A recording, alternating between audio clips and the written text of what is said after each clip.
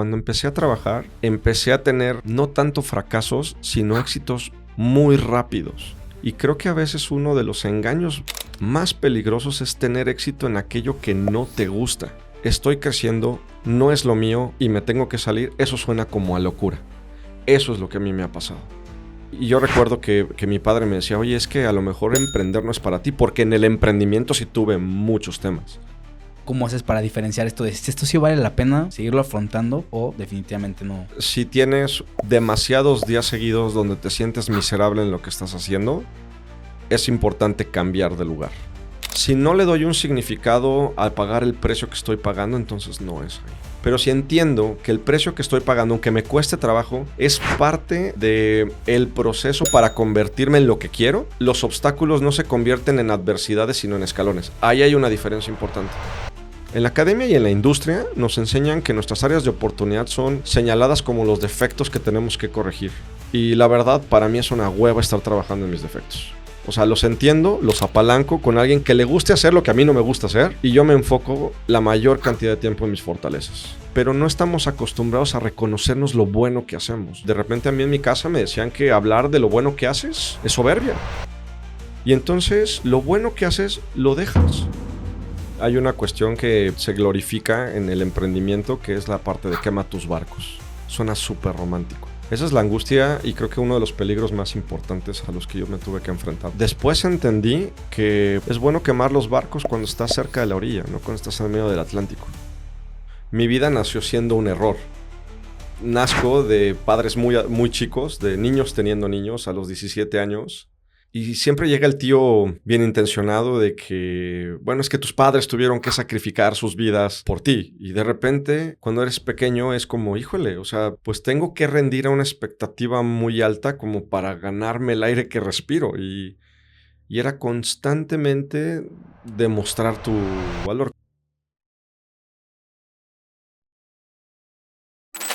¿Estás listo, mi querido Oscar?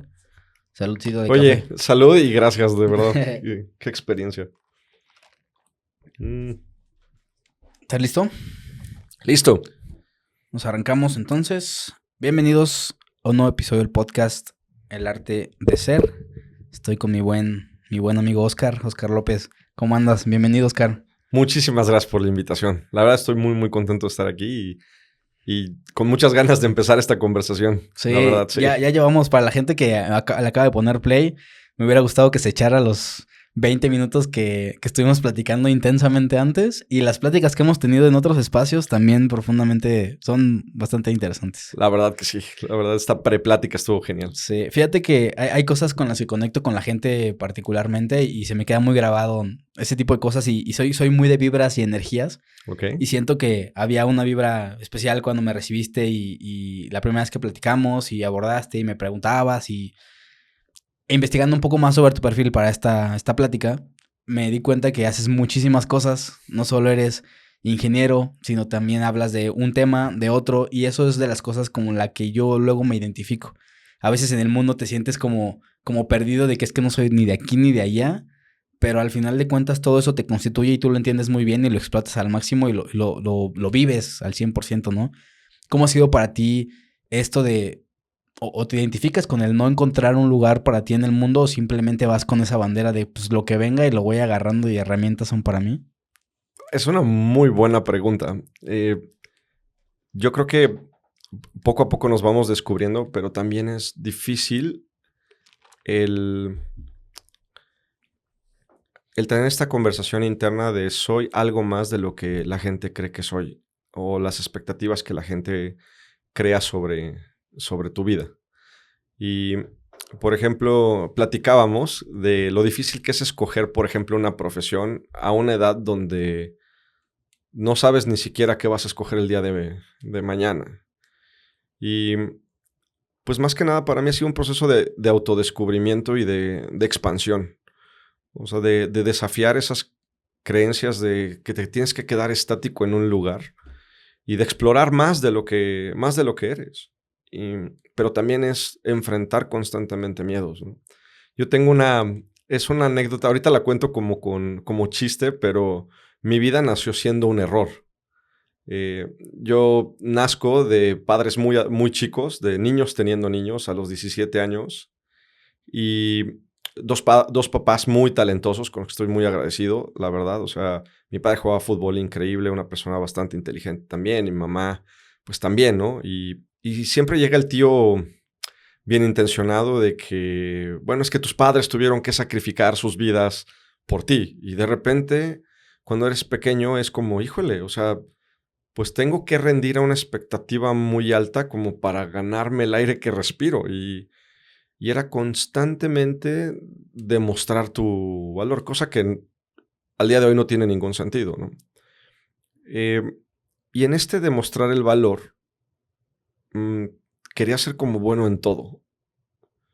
Y te das cuenta de que no eres bueno en todo, pero de que hay partes en ti que pueden ensamblar en diferentes lugares.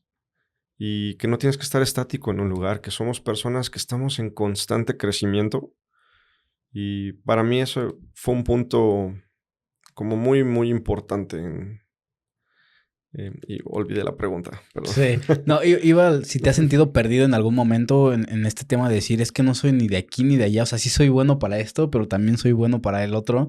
Y creo que estos test vocacionales que hablas ahorita, el tema de las carreras, a mí particularmente me decían, es que tus test te arrojan en 4 áreas distintas y es como, entonces soy bueno para nada también al mismo tiempo, ¿no? Entonces, Wow. no hay un lugar para ti específico y a veces creemos que hay que ensamblar en un molde en específico y no al contrario de que hay que hacer nuestro propio camino. Y que eso va a ser referencia para otras personas, pero no sé, no sé de dónde parte esto, si tú lo viste así o te has dado cuenta eventualmente de que así son las No, cosas. lo viví así como lo dices. Por ejemplo, bueno, volviendo voy a tratar de volver a la pregunta, ¿no? Eh, Elegir la carrera para mí fue difícil. Yo quería estudiar ingeniería en biotecnología. O sea, cosa que cuando llegué aquí a Querétaro, no estaba la carrera aquí. Y dije, bueno, ingeniero agrónomo, ¿por qué no?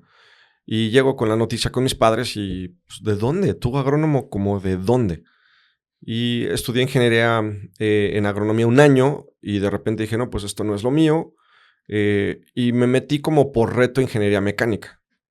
Por reto. O sea, la verdad es que no digas que las matemáticas me fascinan, ni la física, nada, pero era bueno. O sea, mis exámenes vocacionales decían que era bueno, pero también era bueno para comunicarme, pero también era bueno para eso.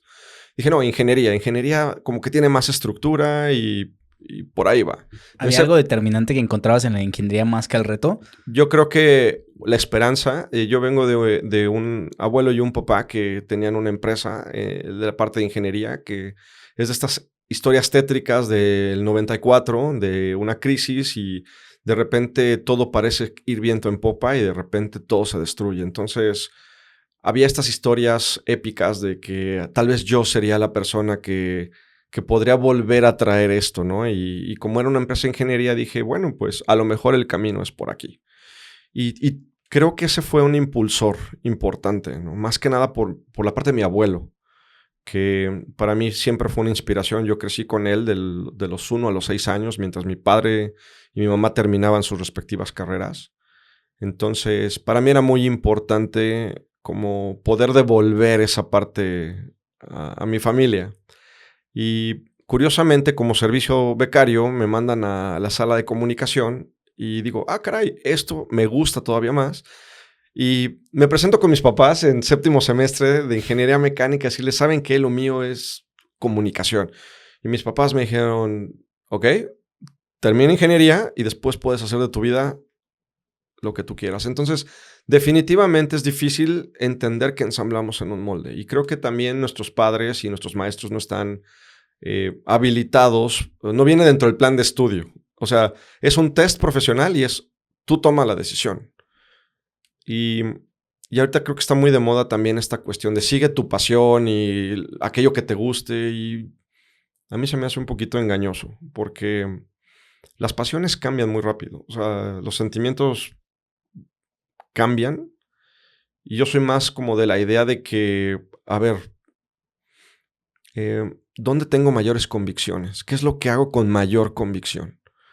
Porque hay cosas que, aunque me sienta apasionado por ellas, no me gustan todo el tiempo. Pero ¿en qué demuestro convicción y en qué puedo tomar una oportunidad? Entonces yo soy de los que creen que mm, creces en la oportunidad que tomas. Y conforme desarrollas una mejor competencia en esa oportunidad, desarrollas amor por lo que haces. Es como un proceso contrario. Al menos eso ha funcionado para mí. Dije, soy una persona que tiene una alta capacidad de ser consistente y qué me puede generar mayor valor y dónde está mi oportunidad. Entonces, tomas la oportunidad, creces en competencia utilizando los dones y talentos que tienes y empiezas a amar lo que haces. Para mí ha sido un proceso inverso. O sea, es como cuando conoces a alguien que te gusta, ¿no? Te gusta, pero la llegas a amar conforme la conoces, ¿no? Es como por ahí. Como ingeniero, ¿tienes algún checklist para detectar estas cosas que te empiezan a llamar la atención y que sabes que no es por ahí eventualmente? ¿O si te has topado con cosas que dices, es que esto tiene algo interesante, pasan 2, 3, 4 eventos y dices, no, ¿sabes qué? No era por ahí. Siempre va a haber 2, 3 eventos que te van a, a tratar de romper la inercia de ir hacia adelante. O sea, no tanto como un checklist. Y aquí creo que es importante, y perdón que te interrumpa, es qué tanto estás dispuesto a superar esa barrera o echarte para atrás dependiendo de eso que te esté encantando, ¿no? Aquí es donde quiero como que me expliques, en tu caso, cómo haces para diferenciar esto de si esto sí vale la pena seguirlo afrontando porque esto y esto y esto y esto, o definitivamente no. Yo creo que si tienes demasiados días seguidos donde te sientes miserable en lo que estás haciendo, es importante cambiar de lugar. O sea, no eres un árbol para mantenerte ahí. Pero hay días que, por ejemplo, yo tomo muchas metáforas del deporte. Me gustó mucho el básquet, aunque mido 1.64, me encantó. Y había días que no quería, pero era ver qué está detrás de dar mi mejor esfuerzo. Entonces, si tienes muchos días en donde dices, esto definitivamente no me está haciendo feliz, no me siento, no es como, no me siento,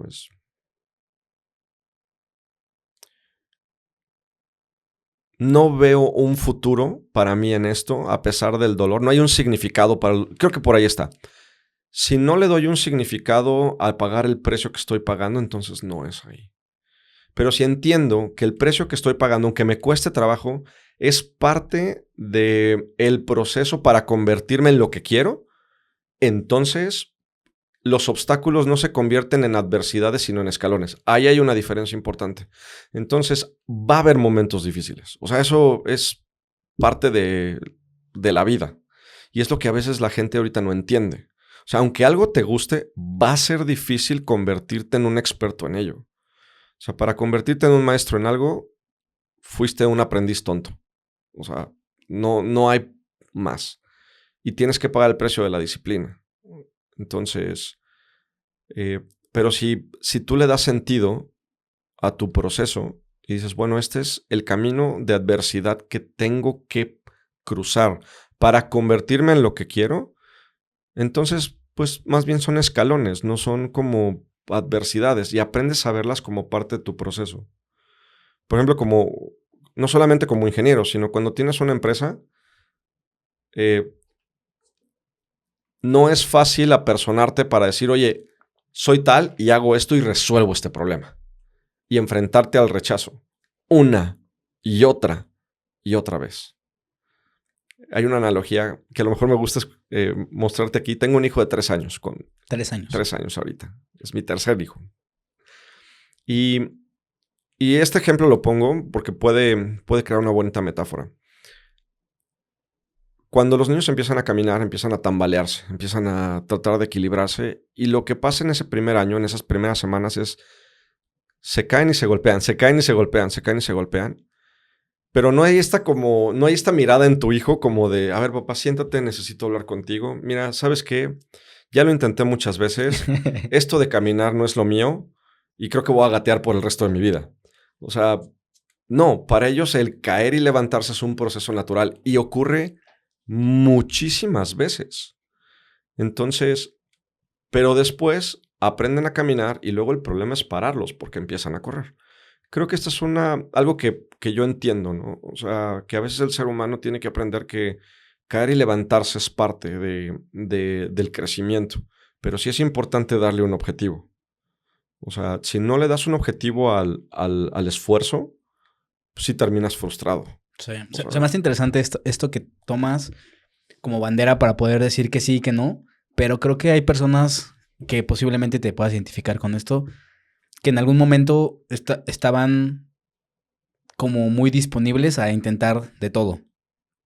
Y había momentos en los que sí empezabas y decías, ay no, por aquí no es, por aquí no es. Y empiezas a aceptar tanto. Yo creo que hay personas que a los 18 saben qué es lo que quieren hacer, se van y yo los envidio porque digo, qué fácil nada más agarrar ese camino en el que te haces experto desde los 20, 25 años, porque solo ese es tu camino y no tienes no sé si la capacidad o ¿cómo se llama esta palabra? Como astucia, como el interés en buscar más cosas que hay afuera, porque tú sabes que eso es lo que a ti te mueve. Y hay personas como yo en las que cualquier cosita dices, un podcast, mira, vamos a ver qué hay por ahí. Y no solo es qué hay por ahí, o sea, me voy a comprar esto, esto y esto, voy a intentar con esto y esto y esto y esto. Y entonces empiezas a crearle esa narrativa con un objetivo distinto, personalizado, para no dejar todo este concepto. Pero al final sí hay muchos eventos que vas pasando y pasando y pasando y eso también puede generar cierta frustración. ¿Has pasado por caminos similares en la que dijiste, ¿sabes qué? Esto sí como que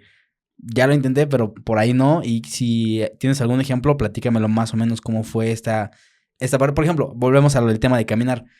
Posiblemente el caminar sí sea algo que como humano necesitas hacer. Pero posiblemente también como niño hay cosas que, oye papá, pues las matemáticas no se me dan. Pues vamos a ver esta parte artística en donde sí no te corto esa inspiración, pero te enseño por acá qué más hay de este mundo, ¿no?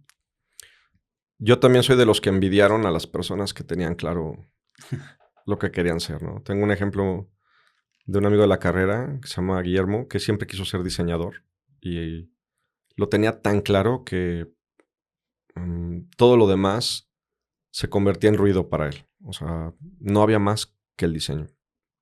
Sí tengo un ejemplo y a lo mejor es un poquito contrastante porque, por ejemplo, curiosamente yo siempre quise emprender una empresa. Sin embargo, la vida corporativa se me daba mucho más fácil. Las dinámicas corporativas las entendía desde que entré. O sea, empecé a trabajar muy chico y la cuestión de interacción y la cuestión de la gente y la cuestión de la autoridad, la cuestión corporativa para mí era un libro abierto. Entonces, cuando empecé a trabajar, empecé a tener no tanto fracasos, sino éxitos muy rápidos. Y creo que a veces uno de los engaños más peligrosos es tener éxito en aquello que no te gusta. Es como la otra parte de la película, ¿no? Porque generalmente las personas se rinden cuando observan muchos obstáculos. Pero renunciar cuando todo aparentemente va bien para ti, decir, esto no es, esa experiencia sí la he tenido. De que de repente tienes una carrera a una edad más joven en ascenso, porque entiendes cómo se mueve la parte corporativa. Conoces que, por ejemplo, la parte de competencia, de generar equipos, de integrar gente y llevarlos a un objetivo es crucial en una empresa. Y lo entiendes con tanta claridad que ejecutas bien y decir, híjole, estoy creciendo, no es lo mío y me tengo que salir, eso suena como a locura. Eso es lo que a mí me ha pasado. Y yo recuerdo que mi padre me decía, oye, es que a lo mejor emprender no es para ti, porque en el emprendimiento sí tuve muchos temas. O sea, emprendía y no me salían las cosas. Y se me caía un contrato. O sea, me quedaba sin dinero. Y ahí sí insistía mucho. Y en lo que aparentemente era más natural en mí, que era la parte corporativa, la parte industrial dentro de una empresa, me iba bien, pero no me gustaba. ¿Qué no te gustaba? No me gustaba tener que estar dentro de un lugar tanto tiempo y no poder tomar mis propias decisiones en ese sentido. Era como estar, para mí era como estar haciendo una actuación todos los días. Y una actuación en la que eres bueno. Pero que tú no tienes el guión. Y que yo no tengo el guión, sigo el script, tenemos muy buenos resultados, pero no es lo que yo quiero. Esa sí es la experiencia que he tenido. Más allá de que, como que para mí el fracasar constantemente en algo me indica que hay algo nuevo que tengo que aprender y eso sube una alarma en mí que digo, caray, a lo mejor es por aquí. Es una reacción diferente que todavía no entiendo. O sea, si me preguntas por qué es, no la entiendo. Estas decisiones en donde aparentemente todo fluye muy bien y a la perspectiva de otras personas todo está bien y te puede decir tu mamá, oye, pero está bien tu trabajo, o sea, te va bien y aparentemente te ves bien. ¿Cómo empiezas a tomar la decisión de decir, ya me tengo que ir? Porque siento que también es como una agonía estar dentro, es una agonía porque te vas apagando y también es una agonía empezar a decir, es que ya tengo que hacer, pero si salgo por esa puerta, no tengo nada, o sea, realmente no tengo nada de lo que quisiera tener como otra puerta, ¿no? ¿Funciona más o menos así o cómo fue para ti esta parte? Yo creo que hay una cuestión que se glorifica en el emprendimiento, que es la parte de quema tus barcos. Suena súper romántico. Esa es la angustia y creo que uno de los peligros más importantes a los que yo me tuve que enfrentar, porque de repente me levanté y dije, ya no quiero, o sea, ya no quiero, estoy en un punto de quiebre porque cuando tomo la decisión de emprender, estoy a punto de irme a vivir a Estados Unidos por una promoción de la empresa y surge la posibilidad de ser representante de una marca que en ese momento era mi proveedor. Me dice, oye, necesitamos un representante en México. Al mismo tiempo. Literalmente, esto me acuerdo perfectamente el momento en que fue. Tuvo una semana de diferencia. A ver, platícame, si me puedes llevar a esa época, platícame un poco de cómo era la rutina normalmente, porque creo que a veces a través de las historias podemos generar empatía y empezar a tomar inspiración de cómo suceden las cosas y creer que sí realmente te pasan así las cosas, ¿no? Mi peor error al final, mi peor error en la parte de mi trabajo fue mi mejor acierto al final de cuentas. Así es como lo platico. Yo trabajaba como comprador en una industria automotriz y cuando empecé a trabajar, yo tengo claro que el primer año definitivamente tengo que volverme un experto en lo que hago porque no sé. Entonces llego a aprender y la verdad es que aprendí que soy un buen discípulo. O sea, te digo que la parte corporativa se me da bien y entiendo que eres el primero en llegar y el último en irte y no tengo problema con eso. O sea, no pasa nada. Pero de repente, de repente tengo un conflicto con un proveedor. Me toca la crisis del 2008 y yo soy el comprador junior y llega una persona ya con muchísima experiencia, un alemán, que llega a la sala de negociación, yo súper, súper verde. ¿Cuántos años tenías? Tenía como 24 años. O sea, y de repente llego y tú me tienes que dar este porcentaje y no me importa. Y en esa estira y afloja de que yo no tenía ni siquiera las técnicas, ni la habilidad, ni nada. Al final me dio un ultimátum. Me dijo, mira, no importa lo que vayas a hacer, muchachito, de todas maneras vas a terminar comprando. Y de todas maneras vas a terminar haciendo lo que yo diga. Y no sé por qué esas palabras me dijeron, ok, ganaste esta. Pero en 6 meses te voy a ganar. Y me dediqué 6 meses literalmente a buscar alternativas para ese producto. Y trabajé durísimo y como te digo que ensamblar equipos y hacer pruebas y me ganaba fácilmente el favor de la gente para hacerlo. En 6 meses dije, esta marca jamás va a volver a tocar esta empresa mientras yo esté aquí. Y dicho y hecho, o sea, de repente, pum, lo muevo y lo meto como un ahorro y hago todo lo que se necesitaba hacer de la manera correcta para sacarlo. Desafortunadamente no contaba con que, y lo recuerdo porque fue un lunes, llegué yo del fin de semana, generalmente llegaba a las 7, a las 7:30 había 3 gerentes en mi lugar diciendo quién cambió esto y por qué, y quién le dio permiso. Y fui yo. Me dice, no me importa lo que tengas que hacer, necesitamos esta marca, estamos teniendo estos problemas, ya nos va a pegar con el cliente. Y dije, chin, o sea, ¿qué pasó aquí? Y el asunto es que el distribuidor actual ya estaba empezando a tener problemas con esa marca y por eso nos había inflado los precios, porque tenía que traerlos a través de otras distribuidoras. Y me acuerdo que ese día hago una llamada, hablo a esta empresa en Alemania y le digo, oye, soy tal persona, necesito ayuda. Pero en Alemania eran las 8 de la noche. O sea, yo estaba seguro que nadie me iba a contestar. Y de repente me contesta la directora de la empresa. Y son de esas cosas que me contesta y empezamos a trabajar en una solución. Los dos somos de la misma edad. Estábamos probándonos en estas nuevas posiciones. Y resulta que resolvemos el problema y empezamos a trabajar muy bien. Ese error que cometí se convierte ahora en una relación muy personal con la empresa allá en Alemania y trabajamos muy bien un año, empezamos a hacer muy buenos proyectos, traemos muchos beneficios a la empresa y de repente yo empiezo a tener mucho más exposición dentro de la empresa por otros proyectos también que tenía que desarrollar. Y entonces de aquí nos llaman, oye Oscar, pues queremos que vayas a Estados Unidos, queremos que el trabajo que estás haciendo aquí, lo puedes hacer allá también. Y justo cuando notifico que me voy a Estados Unidos, me sueltan la de, necesitamos un distribuidor. Necesitamos a alguien que quiere emprender. Y dije, de aquí soy. Esa fue la historia. O sea, ¿Qué te pedían?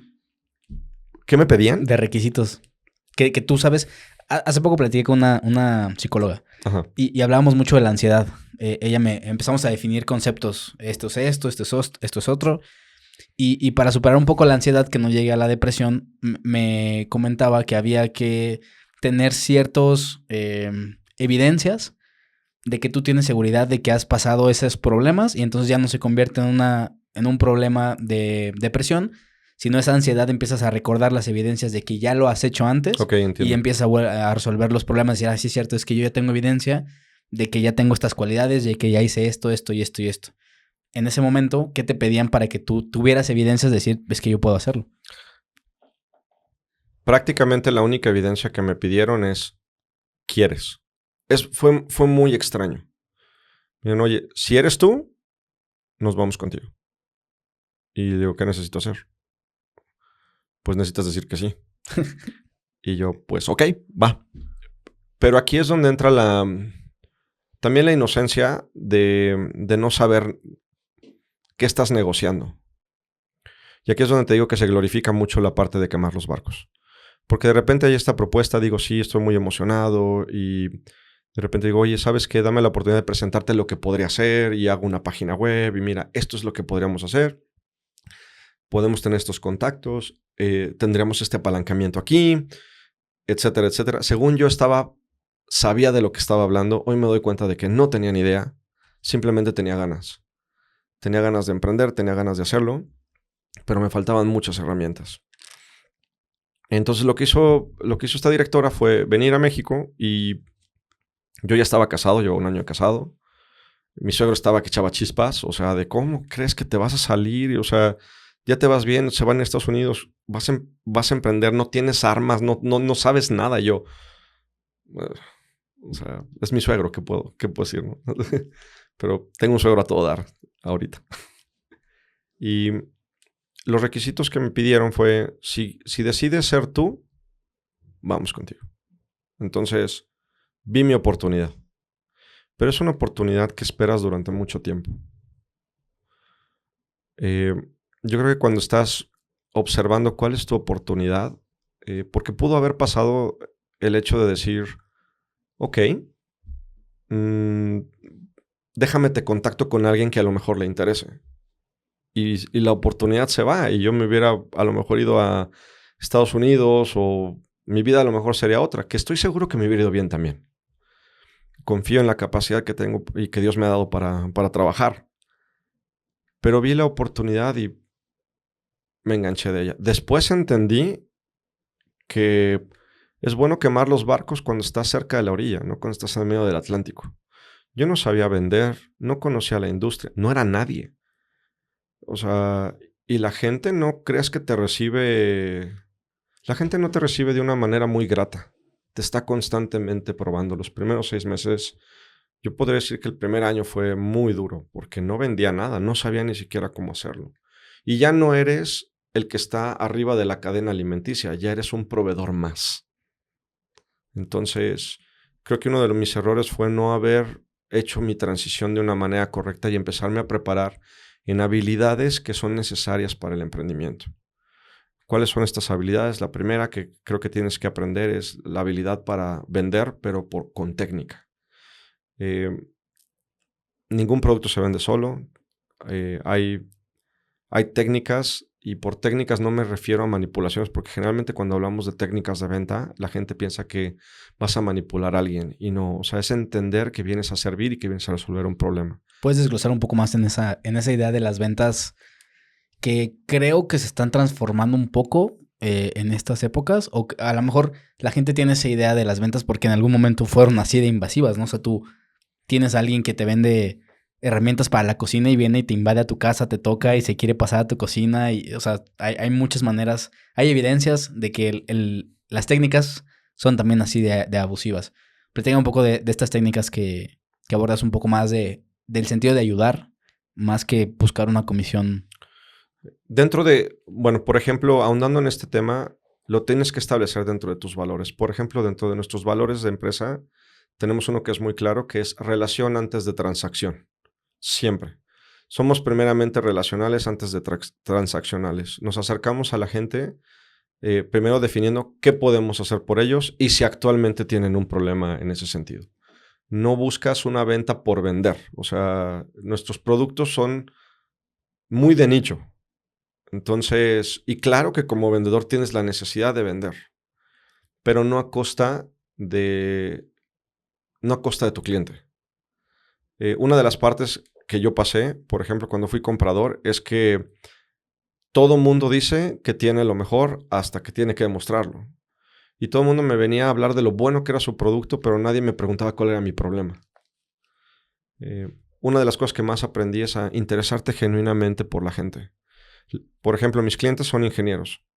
Son ingenieros que si yo les logro resolver el problema, yo sé que les voy a liberar el tiempo para el fin de semana estar con sus hijos, al menos en lo que me corresponde. Y eso sí lo quiero.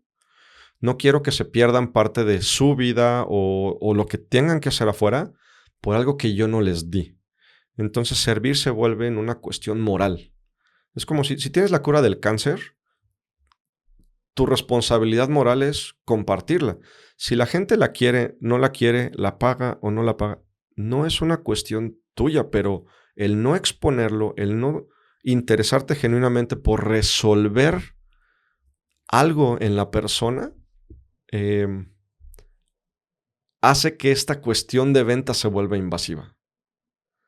Entonces, yo la verdad, ahora que lo sé, lo que me interesa es la relación con la persona. ¿Y cómo aprendiste esto? Supongo que al Me principio, tuve que entrenar.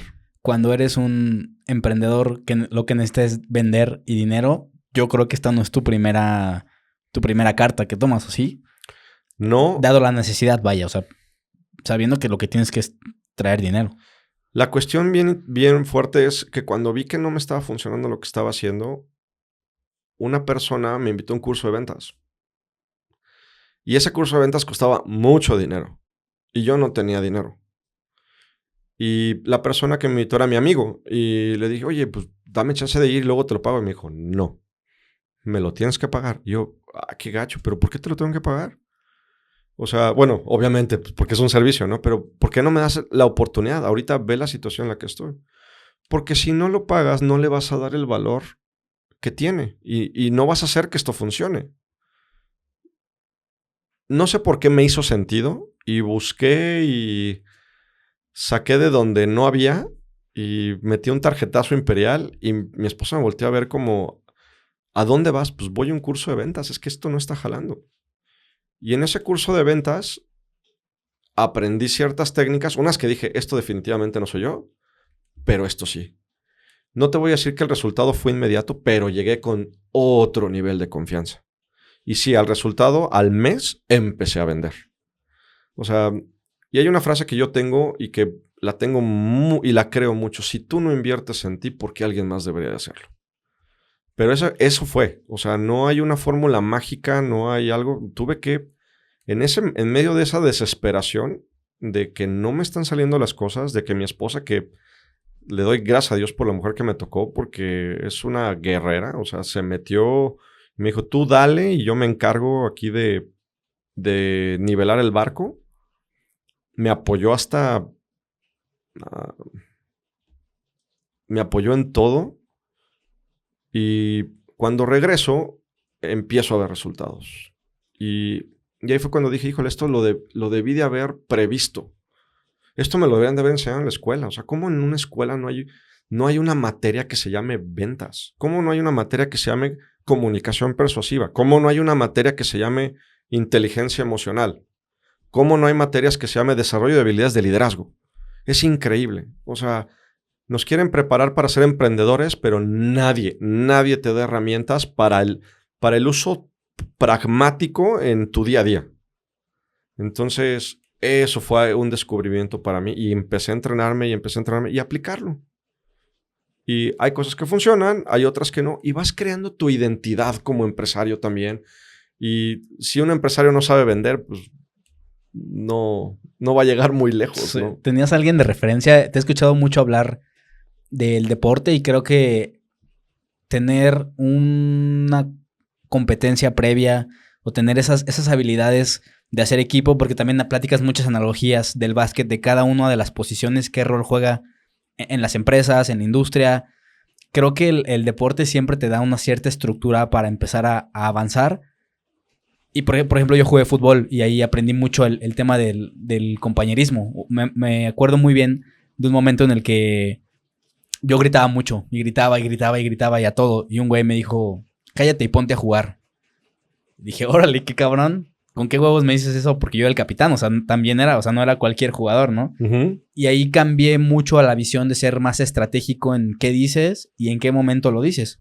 Desde luego lo estaba viendo porque yo no estaba dando el rendimiento y lo decía por algo. Entonces empiezas a adaptar muchas cosas y ahora cada vez que alguien me dice algo ya no lo tomo como con ese celo de por qué me está diciendo esto, sino porque algo seguramente está viendo. Primero lo analizo y todo eso te lo da el deporte. Creo que tener estas experiencias te van posicionando. Si tú pudieras establecer ahorita habilidades que no se dan en la academia, pero que te sirven allá afuera, ¿cuáles crees que serían? Y desglosa un poquito más en esa idea. Porque yo siempre he creído, y a ver, a reserva lo que tú digas, son muchas habilidades personales, más que lo técnico y que lo erudito que pueda ser resolviendo un problema, creo que va más hacia abajo en cómo resuelve los problemas. Claro. Sin duda, yo también soy una persona que el deporte le ha abierto las mayores puertas en su vida. Sin duda. O sea, también en los negocios. Y, por ejemplo, ahorita que lo mencionas, ¿no? De que cuando estás jugando... Bueno, perdón. Lo primero que tengo que entender es cuál es mi posición. Jugar fuera de posición a veces no es cuestión de talento, es cuestión de que estás jugando en la posición incorrecta. Para mí era muy claro en el básquet. Yo mido 1.64, el botador del equipo, y nuestro entrenador tenía una dinámica después de los tryouts para entrar al equipo, de que nos ponía el equipo titular contra el equipo de reservas, y el equipo titular jugaba fuera de su posición natural. Nuestro poste medía 2 metros. Entonces, ¿cuántos balones tú crees que yo le iba a ganar abajo de un poste? Pues a lo mejor uno, porque lo iba a aventar, ¿no? O algo por el estilo. Y no es que no tuvieras el talento, pero estaba jugando fuera de posición. Yo creo que encontrar la posición en la que eres fuerte y trabajar con fortalezas. En la academia, por ejemplo, en la academia y en la industria nos enseñan que nuestras áreas de oportunidad son señaladas como los defectos que tenemos que corregir. Y la verdad, para mí es una hueva estar trabajando en mis defectos. O sea, los entiendo, los apalanco con alguien que le gusten mis defectos. O sea, que le guste hacer lo que a mí no me gusta hacer. Y yo me enfoco la mayor cantidad de tiempo en mis fortalezas. Entonces, creo que eso es importante hacerlo. Y como niño, sacabas un 7 en matemáticas y un 10 en historia, y en vez de comprarte libros, te ponían un tutor de matemáticas. Cosa que no está mal, porque finalmente o sea, hay que tener un balance. Pero no estamos acostumbrados a reconocernos lo bueno que hacemos. No sé si a ti te pasó, pero por ejemplo, de repente a mí en mi casa me decían que hablar de lo bueno que haces es soberbia. Y entonces, lo bueno que haces, lo dejas. Yo no sabía que era bueno para interactuar con la gente en ventas. Hasta que me di cuenta de que esa era una de mis fortalezas y que no la tenía desarrollado. Entonces, yo creo que el hecho de empezar a trabajar con la fortaleza de la gente es una. 2, aprende a comunicar el valor de lo que haces. Y tercera, nunca dejes de invertir en ti. El crecimiento en cualquier área de nuestras vidas no se da por arte de magia. O sea, tienes que ser muy intencional. Quiero llegar aquí y lo quiero hacer de este modo y esto es lo que me va a costar y punto. Y hay una técnica que le llamo la técnica del Uber. Y esto lo explico y creo que le va a servir a muchísima gente. Ahorita a mí me ha ayudado mucho explicarlo, ¿no? Y tú abres la aplicación de Uber y para llegar a un destino, abres la aplicación y lo primero que te pregunta es ¿a dónde vas? Ok, pones a dónde vas. Y después dice ¿dónde estás? Perfecto. Ubicados los 2 puntos de referencia, a dónde voy y dónde estoy, me traza una ruta, me da un precio, me dice cuánto tiempo voy a tardar, qué vehículo me va a llevar y quién me va a llevar. Y en la vida es lo mismo. Ubicas un punto al cual ir. Genial. Después tienes que ubicar en dónde estás, que es lo que la mayoría de la gente no queremos hacer porque nos aterra saber en dónde estamos. Y después que tienes estos 2 puntos de referencia, se te va a decir un precio. Tú decides si lo pagas o no. Te va a dar un tiempo. Tú decides si lo inviertes o no. Y te da un vehículo. Y te da alguien que te lleva. Entonces, eso a mí me ha ayudado muchísimo a entender. Quiero llegar a cierto punto, pues necesito saber en dónde estoy para saber qué skills necesito desarrollar, cuál va a ser la ruta, cuánto me va a costar en tiempo, en esfuerzo, en sacrificio, qué vehículo me lleva y quién va a ser mi mentor. Y en todo lo que hago, utilizo esta técnica. Sí. Es increíble. Está brutal, ¿eh? A mí me ha gustado mucho y está muy sencilla. Sí, porque el problema es que a veces nos abrumamos de todo lo que puede haber alrededor y me gusta mucho cómo... Y Diego, justamente que me dice que me mandaba saludos, también le mando saludos al buen Diego Díaz. Platica mucho en los podcasts contigo que le gusta mucho cómo haces acrónimos y analogías y esa manera de aprendizaje. Otra vez, creo que para nosotros que a veces somos un poco divergentes, nos gusta mucho agarrar como ese template, sí, como si fuera un template de PowerPoint. Lo agarras y dices, ok, esta es la cancha porque yo no sabía dónde quería jugar y ya vi una cancha, entonces aquí quiero jugar. Uh-huh. Y funciona muy bien ese tipo de cosas. Admiro mucho cómo lo haces. No, gracias. Y la cuestión aquí es que este tipo de herramientas, porque esto lo uso con mis hijos también, entonces funcionan. O sea, keep it simple. Es algo que para mí ha sido muy importante. Manténlo lo más sencillo posible. O sea, a veces nos dicen que mientras más complejo sea o más intelectual te escuches, no, o sea, esto hazlo simple. O sea, cuando la gente me pregunta qué tengo que hacer, oye, entrénate en ventas, en comunicación, en liderazgo, aprende a trabajar en equipo y aprende a hablar con extraños. Sí. ¿Qué te decían de chiquito? No hables con extraños. ¿Qué es lo que haces como empresario? Tienes que hablar con extraños. O sea, no sabes dónde va a estar la oportunidad. Sí. Entonces, creo que hay ahorita una desconexión bien importante entre la academia, entre la industria también y entre las expectativas de la gente. Entonces, hace poco estuve en un café empresarial con varias personas de la industria y abordaron el tema de los jóvenes en el trabajo, en el área laboral. Y había varias opiniones divididas sobre la gente más grande que cree que los jóvenes no somos capaces de hacer cosas. Papás de jóvenes que dicen que sí son capaces de hacer cosas, nada más que hay que moverle como por acá. Y jóvenes que decían es que sí somos capaces, nada más que necesitamos que nos den la oportunidad. Y se me hizo interesante ese debate. ¿Tú qué perspectiva tienes de las personas jóvenes ahora? Si hablamos de esas, lo quería abordar como áreas de oportunidad que tienen los jóvenes, pero no lo vamos a abordar allá. ¿Qué fortalezas crees que tienen los jóvenes hoy en día en el área laboral?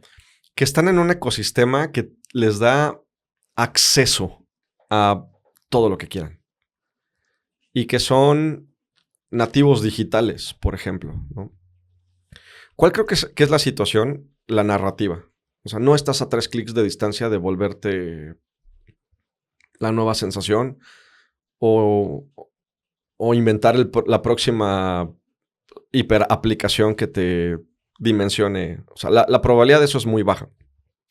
Entonces, no que no lo intentes. Yo soy fan de que, oye, inténtalo. O sea, y dale y alguna vas a batear. Pero la verdad es que entiendas que no es de que, pues mañana estoy a 3 clics de que de que mañana me vuelva un rockstar. La verdad es que no. Entonces, yo veo muchísimas posibilidades ahorita para esta generación.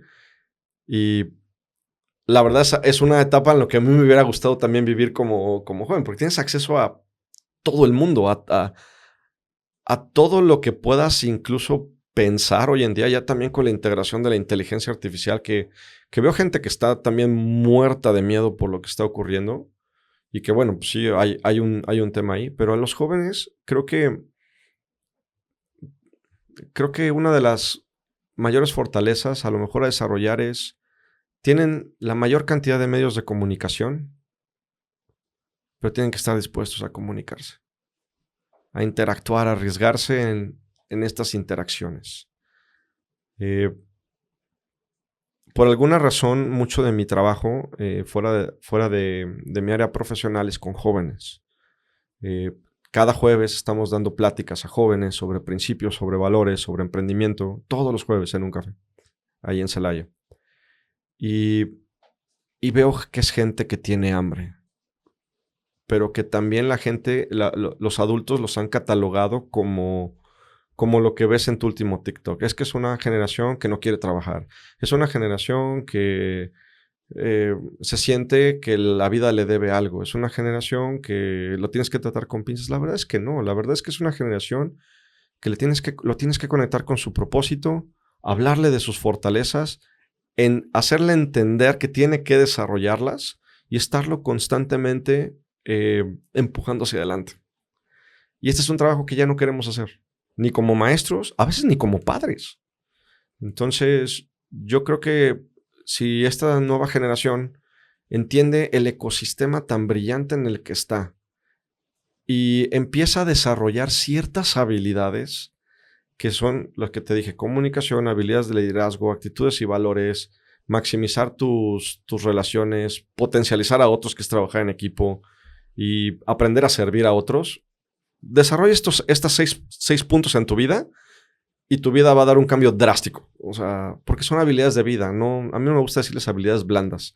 Son habilidades de vida. Y es algo que como seres humanos necesitamos aprender. Porque lo técnico lo vas a aprender. Lo técnico lo vas a aprender o te lo van a enseñar y va a ser rápido. Pero diseñar un carácter para enfrentar la vida, ese es otro tema. Y creo que esa es una de las cosas que valdría la pena a las nuevas generaciones que se interesaran en ello, que se interesaran en descubrir y en formar su potencial y su carácter. Creo que por ahí va mi comentario. Yo en contraargumento a esto, vamos bien, no quiero justificarlo, pero creo que también estamos expuestos a las vidas, en los mundos de todas las personas. Supongo que antes mi papá vivía en un rancho en donde posiblemente había 50 personas y esa era su realidad, y ahora estás expuesto al mundo entero, y eso también creo que como humanos, sin evolucionar desde hace 50 años en ese aspecto, no estamos diseñados para tanta interacción. De hecho, justo de las cosas que quería preguntarte era, yo sé que te expones mucho a gente y otra vez siendo un poco sensible en este aspecto de que soy muy perceptivo a las vibras, a las energías.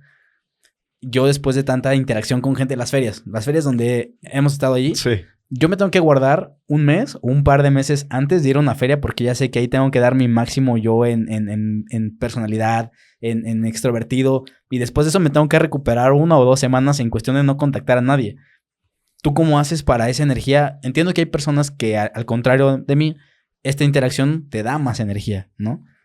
Pero en estas ferias te expones a cualquier persona. Por ejemplo, terminando estas pláticas, a mí me da mucha energía. Yo llego a casa y ya quiero editarlo y publicarlo, pero no es así siempre en las ferias o en grupos grandes. ¿Tú cómo haces para mediar esta energía, para siempre tener palabras para las personas que están enfrente de ti y tener el punto para llegarles especial? Yo creo que soy muy parecido a ti en este sentido. Creo que lo que a mí me alimenta mucho es la expectativa. Pocas veces tengo la oportunidad de exponer mi trabajo, como en las expos, por ejemplo. Y es un lugar donde la gente también es muy hermética, ¿no? De repente las expos industriales, la parte de ingeniería, es como, pues si la gente sabe si la gente sabe lo que hago, pues va a venir y me lo va a pedir. Y nosotros a lo mejor no somos de abordar gente, pero, por ejemplo, tenemos otro principio dentro de nuestra empresa que lo compartimos, que es agrega valor en cada interacción. Entonces, yo voy con el objetivo, más allá de vender, porque la venta va a ser un resultado de mi interacción. Voy con el objetivo de agregarle valor a la persona que se sienta ahí. Lo curioso es que eso ha traído cosas bien interesantes, porque, por ejemplo, en la última expo, nuestro booth, nuestro stand era como un punto de reunión. Sí, fotos. Donde gente podía conectar unas con otras. Entonces, yo me di cuenta de que no tenía el poder humano para atender a la cantidad de gente que estaba ahí. Entonces, lo que hacía era que interactuaran entre ellos. Y mi objetivo era, oye, lo único que te pido es que si en algún momento tú encuentras una oportunidad para mí, canalízame con la persona. Entonces, yo también me tengo que preparar para las expos, pero es la expectativa. Vengo a servir, es cansado. Y a mí me pasa algo muy interesante después de las expos, que es, también me tengo que guardar un poquito, porque también traigo el nivel de energía así muy, muy, muy, muy alto. Y pasa el efecto expo, yo le llamo el efecto expo, porque en el expo todos somos cuates, todos estamos haciendo súper negocios y no, te hablo la próxima semana y sí, vamos a firmar todo. Y a la semana siguiente no te conocen. Entonces, hay otra técnica, por ejemplo, ojalá les sirva si estás en la industria aquí y quedaste de mandar un correo, te voy a dar una receta interesante que te va a sonar muy absurda, pero por ejemplo, ahí va, ¿no? Cuando terminamos la interacción y es, oye, mándame tu información, hago una pregunta absurda como, oye, por ejemplo, ¿cuál es tu deporte favorito? O ¿cuál es el ingrediente de pizza que más te gusta? Y la gente se desconcierta mucho. Y, por ejemplo, una persona me dijo, pues, me gusta el pepperoni. ¿Pero por qué me lo preguntas? Ah, muy bien. ¿Te ha pasado que tus correos de follow-up se pierden entre los 10,000 correos que llegan? Sí, bueno, el mío va a venir como pizza de pepperoni. Y ahí te voy a mandar mi... Y curiosamente, los correos tienen un mayor porcentaje de respuesta. Wow. Entonces, pero esto es algo que logras con la interacción. O sea, en la parte de las expos, yo también soy mucho de guardarme energéticamente porque no toda la persona que va a la expo va con una buena intención también, me ha tocado. O sea, pero finalmente... Cuando tu objetivo es servirle a la gente de corazón, cuando tu objetivo es que resuelva su problema, la gente responde ante eso. Yo me he encontrado, por ejemplo, hago también preguntas de seguimiento en el sentido de que, por ejemplo, si tú llegaras a mi booth y vienes a buscar mi producto, te haría la siguiente pregunta también. Oye, ¿con qué otra cosa estás teniendo problemas? Y esto es, bueno, ¿cómo por qué? Bueno, porque en esta industria nos conocemos. Y tal vez yo tengo una respuesta para ti y te puedo canalizar con la persona correcta porque me importa que resuelvas tu problema. Mi objetivo es resolver tu problema, no vender mi producto. La venta de mi producto va a venir como un efecto secundario. Pero si logro resolver tu problema, sé que algo se va a quedar ahí. Entonces siempre trato de resolver el problema actual que la gente tiene. Y eso me ha resultado bastante bien. Porque también la gente, por ejemplo, ahorita la movilidad de los jóvenes es mucho mayor. Están un año aquí y tú lo sabes. De repente, ¿cuánto tiempo tardas en hacer un proyecto? A veces meses o años. Se cambia el ingeniero y ese año prácticamente lo puedes dar como por... No sirvió de nada. Fíjate que a mí me pasó hace poco un contacto con una persona que empiezo a vincular muchas cosas que tú me dices con la realidad que vives 100%, ¿no? Ujú. Una persona que contacté eventualmente se cambió de empresa, pero me contactó con su hermano y entonces empezamos a hablar. Y el punto en común fue chistoso, porque le dije, oye, él me dijo, es que vengo de vacaciones, no sé qué. Le digo, ¿y a dónde fuiste? No, que fui a la playa. Y me mandó una foto. Ahí le digo, de un atardecer. Y yo tenía 2 semanas de regresar de la playa. Y le dije, mira, yo tengo este video. Qué chingón video, no sé qué, qué padre. Yo voy en 6 meses para esa playa. Pues te recomiendo esto y esto. Y la plática terminó siendo de todo menos de trabajo, ¿no? Ujú. Eventualmente me contactó con su hermano me contactó con su jefe y su jefe me dijo, es que me han dado muy buena atención y de referencias de que ustedes dan muy buena atención, etcétera. Me compró y pasó todo lo que tenía que pasar en sentido de que es que ya vino el otro proveedor y me daba bien barato, y nunca le compró al otro proveedor que le prometía cielo y mar y tierra por 2 pesos, pero hubo tanto trabajo antes en cuestión personal y no de técnico, que eso vale más que cualquier descuento que te quieras ahorrar. Y es brutal cómo puedes ver materializado eso. Y yo a veces digo, es que suerte, me compró por suerte. Y es que si lo analizas punto por punto, hay muchos rastros detrás, muchas evidencias de que lo fuiste preparando el terreno y no con esta persuasión, sino con interés genuino de, mira esta foto de este video, yo lo tomé y te lo comparto. Hay algo que las personas agradecen sobre ese trato, ¿no? Creo que acabas de decir la clave. O sea, el interés genuino por la persona es crítico. A la gente no le importa cuánto sabes hasta que saben cuánto les importas. Una vez que ellos dicen, yo le importo a esta persona, entonces sí, a ver, ¿me puedes ayudar? Sí, ok. Pero siempre es la primera pregunta que la gente se hace. ¿Te importa lo que estoy viviendo?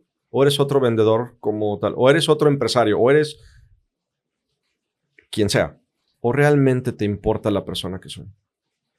Y este es un trabajo que muy poca gente está dispuesta a hacer. Entonces, yo creo que en eso tenemos que trabajar. Somos personas y nos gusta que nos traten como tales. Y si rompes esa frontera, hay un mundo totalmente diferente para ti. De eso sí me he dado cuenta. Creo que eso es lo que a mí me ha permitido, por ejemplo, expandir estas diferentes facetas de lo que somos. Porque la conversación al principio era que a veces nos cuesta trabajo encontrar nuestro lugar. Y no es que tengamos que encontrar un lugar como tal y quedarnos estáticos ahí, sino que nuestra identidad se va expandiendo. Y cuando tu identidad se expande, no es que traiciones a la persona que eras, es que estás rompiendo, o sea, la semilla está dejando de ser semilla para convertirse en árbol y para dar fruto. Y tiene que haber una transformación, una expansión de la persona que eres. Y yo así lo entiendo. Entonces, no es que tengas que ensamblar en un lugar, es que al ser personas y al desarrollar lo que somos, tenemos la capacidad de conectar en diferentes lugares. No tanto como de pertenecer ahí, sino podemos conectar. Y nuestro cerebro, por ejemplo, está lleno de conexiones, establece sinapsis, nuevas rutas. ¿Y por qué no hacerlo en nuestra vida también? ¿Por qué no nada más la ruta del ingeniero, la ruta del 5S? No, ¿por qué no el ingeniero que también escribe libros y que y que de repente este mundo de conexiones te lleva a una realidad totalmente distinta? Pero da miedo, porque es algo no conocido. A mis socios les daba miedo. Los ingenieros no hacen eso. ¿Quién dijo que no? Si no hiciéramos eso en una expo que tuvimos en pleno COVID, hubiéramos quebrado. Nadie fue a la exposición. Nadie. Y me acuerdo que yo veía puras caras largas, así, no, nadie vino, maldita expo, los organizadores, y yo, híjole, ya le invertí a esto, si la gente no viene a la expo, vamos a llevarle la expo a la gente. Y empezamos a crear contenido y empezamos a hacer esto.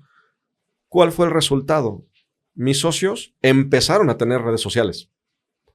Entonces, la expansión de nuestra identidad permite que otras personas también expandan. Y ahí es donde hay crecimiento. Ahí es donde se da la magia de del ser humano conectando con su potencial. Entonces yo soy fan de que la persona crezca y que me diga, oye, pero aparte de ser ingeniero pinto, y aparte escribo, y aparte digo, a ver, eso sí, platícamelo. ¿Sabes? Sí. Se me hace interesante cómo también a veces solo creemos que nuestra vida es para trabajar e ir a un lugar. Y yo siempre he tomado esta perspectiva de que cualquier cosa que hagas te va constituyendo como persona y te va haciendo más grande, más grande, más grande en habilidades. Y después las llevas para acá y luego las llevas para acá. Y entre más habilidades tengas, también el flujo de la vida en general es distinto. Por ejemplo, a mí en temas de negociaciones me ha ayudado mucho el entender estos espacios, por ejemplo, en donde yo te escucho, entiendo la idea, empiezo a conectar, empiezo a hacer notas y pum, ahí te va la pregunta. Y veo la cara de las personas como de ¡ala! Entonces, eso para mí es magia. Uh-huh. Y en conversaciones de negocios, pues es una magia distinta. Y todo eso lo he aprendido y lo he llevado a pláticas con mi pareja en un problema. Entonces, ya sabes cómo negociar y siento como si el cerebro estuviera haciendo ejercicio y tú le estás poniendo las pesas correspondientes. Entonces, le pones más y luego ahí tienes este problema y le vas subiendo al peso y cada vez el cerebro está un poco más ejercitado. Y se trata de que esas habilidades te constituyan como persona y te empiecen a crecer también. ¿Qué habilidades como empresario has aprendido tú que puedes llevar a tu casa y te hacen mejor persona también? Yo creo que tú lo definiste ahorita. Más allá de las habilidades, hay un entendimiento básico de un concepto. Mencionaste que necesitamos ejercitar nuestro cerebro. O sea, que es un músculo que lo puedes ejercitar para hacerlo más fuerte. Creo que ese es el concepto. O sea, por ejemplo, ¿qué he podido llevar a mi casa y a los negocios? Los principios. A veces no es de que la gente no quiera hacer algo, sino que no sabe cómo hacerlo y no sabe cuál es el principio que lo rige. Es como las leyes. Si yo te pregunto, oye, ¿crees en la ley de la gravedad? Tú me puedes decir, pues sí, es lógico, ¿no? Y hay gente que me puede decir que no. Está bien, pero si tú te avientas de un tercer piso, vas a golpearte contra la ley de la gravedad. ¿Sí? O sea, las leyes funcionan, quieras creer en ellas o no. Aquí es donde el punto se pone un poquito, me dicen que místico y esotérico, pero no, realmente hay principios de liderazgo, hay principios de comunicación, hay principios de negociación. Cuando tú conoces los principios, van a trabajar a tu favor. Los principios de comunicación que utilizamos para negociar en una empresa, con un alto directivo o con un colaborador, son los mismos que vamos a utilizar con nuestra pareja. Por ejemplo, cuando tenemos una conversación difícil como pareja, por ejemplo, y si mi esposa me está... seguramente lo va a ver y a lo mejor va a poder constatar esto, pero no es lo mismo el hecho de decir, oye, tenemos una conversación difícil y decir, tenemos que hablar, a decir, amor, voy a llegar a las 8 de la noche. Tenemos que tratar este tema. ¿Sí? Quisiera saber cuáles son los factores que lo están ocasionando y al final de la conversación quisiera que al menos encontráramos un acuerdo y que hoy durmiéramos en la misma cama. Suena como algo muy estructurado y hasta plástico, pero no tienes idea de la ansiedad que reduce. ¿Por qué? Porque ya la persona no se va a preparar para defenderse. Se va a preparar para tener una conversación, para llegar a un acuerdo y al final, ya le dije, al final podemos llegar a un acuerdo y vamos a dormir juntos. No quiero dormir otra vez en el sillón, ¿sabes? Lo mismo ocurre en una conversación, por ejemplo, de negociación. Tú hablas con un proveedor y, oye, tenemos que tratar el tema de precios. Lo vamos a tratar a las 7. Queremos ver cuáles son los factores que están afectando la cuestión de los precios y al final creo que podemos llegar a un acuerdo que sea ganar y continuar con nuestra relación laboral. ¿Qué pasa? Baja la ansiedad, lo que mencionaste, baja la ansiedad, te preparas para lo que es y le das a la persona a entender cuál es el resultado, por ejemplo. Entonces, los principios, la vida opera por principios.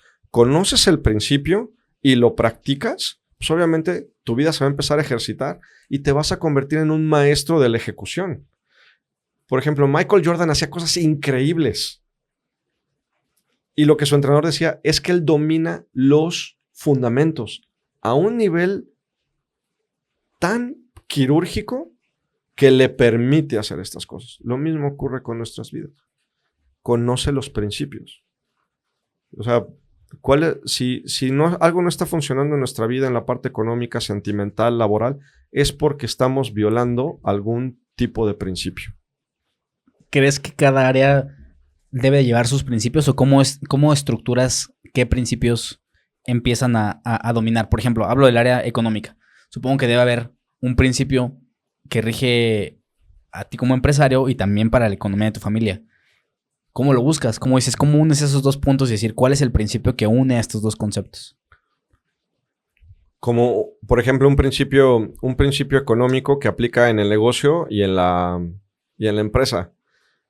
Tener un presupuesto es decirle a tu dinero a dónde va en lugar de preguntarte a dónde fue. Es un principio. Entonces, ¿qué hacemos? Tenemos presupuestos familiares, tenemos presupuestos empresariales y los estamos constantemente revisando. Por ejemplo, ahorita en mi teléfono yo tengo que tener un reporte de ventas todos los días a las 6 de la tarde y el día de mañana también, por ejemplo, en el presupuesto familiar mi esposa me dice en dónde estamos. Es un principio. Entonces, lo aplicamos aquí y lo aplicamos acá. ¿Qué pasa? Funciona. Lo dejamos de hacer y hay caos.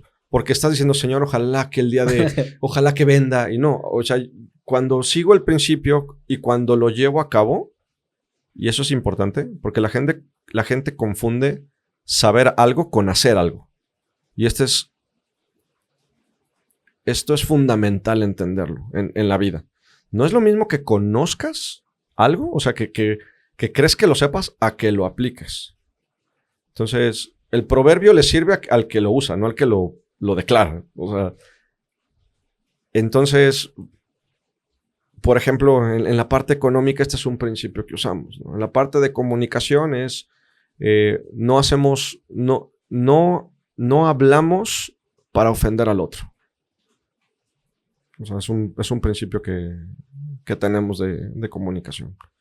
Y así tenemos diversos principios que a lo mejor, te digo, suenan como muy plásticos al principio, pero realmente nos dan una guía de vida y eso aumenta la probabilidad de que tengamos mejores resultados. Sí, es hacerlo estratégico en lugar de hacerlo sin estrategia y sin rumbo y sin otra vez la cancha en la que vamos a estar jugando, ¿no? Híjole, mencionaste un punto bien importante y no lo quiero dejar pasar. Más que estratégico, hacerlo táctico. Okay. ¿A qué me refiero? ¿Cuál creo que cuál creo yo que es la diferencia entre estratégico y táctico? La parte estratégica es como la planeación a largo plazo, lo que quieres lograr a largo plazo, la montaña que quieres escalar. Lo táctico son las huellas que tienes que dejar para conquistar la montaña. Mucha gente se queda en lo estratégico, pero no lo baja a lo táctico. Uno de los secretos que yo he aprendido es que la estrategia está genial y es importante tener a dónde ir. Sin visión, te mueres, porque no tienes hacia dónde ir. Eso genera un nivel de ansiedad muy, muy fuerte. Pero si no tienes los pasos que siguen, el nivel de ansiedad es el mismo. La mayoría de la gente, tanto como empresarios, como personas, como en relaciones, se quedan en el diseño de la estrategia, pero no en la parte táctica, que es la aplicación deliberada de la acción para lograr la estrategia. ¿Qué pasa con lo táctico? Te puedes equivocar, pero corriges. Entonces, creo que ese es uno de los puntos. Oye, diseña lo estratégico, porque es importante. ¿A dónde vamos? ¿Dónde nos vemos? Pero no pierdas de vista lo táctico. Y lo táctico es día con día. Día con día. Y es esa ejecución táctica lo que te lleva finalmente a lograr la estrategia. En la parte empresarial, pues qué bonito se ven nuestros objetivos, pero si no tenemos indicadores, por ejemplo, si no tenemos juntas de 5 minutos todos los días para ver ventas, prospectos, lo que necesitas ver, si no tenemos reuniones semanales, si no tenemos juntas de resultados mensuales, si no tenemos juntas de 3 meses, y eso no se trata de tener 10,000 juntas. Sé táctico en tus juntas y con eso haces que el objetivo se logre. Sí. Oscar, muchísimas gracias por el tiempo. Yo sé que podríamos pasar horas y horas platicando, pero podríamos dividirlo en varias etapas. La verdad es que me gustó mucho el el aprender de ti y dejar también a la audiencia un poco de conocimiento. Con eso podríamos terminar la plática. ¿Algo que te gustaría dejar como reflexión final? Y si no, no pasa nada. Sé intencional en tu crecimiento. O sea, las cosas no van a ocurrir por arte de magia. Es importante ser intencional y tomar las acciones necesarias. Y empieza a crear sistemas. Y si me permites hacer una invitación, nosotros vamos a tener, junto con Diego, que un entrenamiento que es para empresarios, lo vamos a tener en noviembre. Es exclusivamente para dueños de negocios. Son 3 días en la Ciudad de México, en Santa Fe, donde les ayudamos a las personas a diseñar este sistema para escalar su empresa. Ese es uno a veces la gente no es que no quiera, sino que a veces no sabe cómo. Y una de nuestras misiones es darle a las personas la empresa que soñaron a través de un sistema que les permita alcanzar. Entonces, quiero hacer esa invitación. Claro. ¿Dónde podemos encontrar más información? Bueno, aquí realmente el evento es mucho por parte de Diego. Okay. Es en Instagram lo puedes encontrar como Yo Soy Diego Díaz, y también puedes encontrar información en oscar.caetano en Instagram, y ahí te vamos a proporcionar toda la información del evento, que la verdad está increíble. Y pues con esta frase, si tú no eres intencional en crecer, tu vida se va a quedar ahí. Y la verdad no es un lugar en el que te quieras quedar. Realmente creo que el ser humano tiene un increíble potencial y que es nuestra responsabilidad desarrollarlo. No estás hecho para encajar en un lugar, estás hecho para conectar en múltiples. Entonces, disfrútalo. Y gracias de verdad por la invitación, porque yo creo que yo he aprendido más de ti en este proceso. Me llama muchísimo la atención todo lo que haces, todo lo que no solamente es una persona que es sumamente competente en su actividad industrial, porque la verdad la competencia que manejas es brutal. O sea, y lo digo no porque estemos aquí, sino por referencias también de tus clientes, pero también tienes esta otra parte que permite crecer, expandir y compartir, y creo que tu interés en llevar esto a la gente es muy, muy, muy genuino, y te agradezco mucho por eso. No, pues viniendo de ti, para mí, lo aprecio mucho, aprecio tus palabras. Y pues nada, una vez más, gracias por este tiempo que nos diste por aquí, por tus palabras y todas las reflexiones. Gracias por la invitación. Gracias a todos también los que escucharon o vieron este capítulo. También les agradezco muchísimo. Nos vemos en el siguiente. Chao.